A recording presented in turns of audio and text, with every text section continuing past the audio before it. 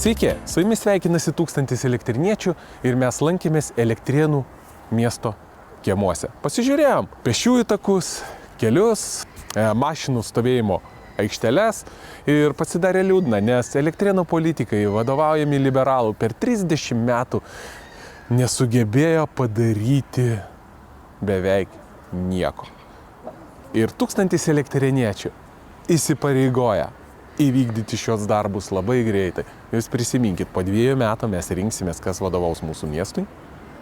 Ir atsiminkite, kad kai jūsų paprašys pabalsuoti už esamus politikus, paprašys atiduoti balsą, jūs prisiminkit, jie nieko nepadarė. Jie gyrėsi, kad 2025 metų biudžetas yra 61 beveik milijonas eurų.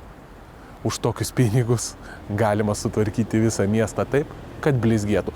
Būtent 1000 elektriniečių taip ir padarys.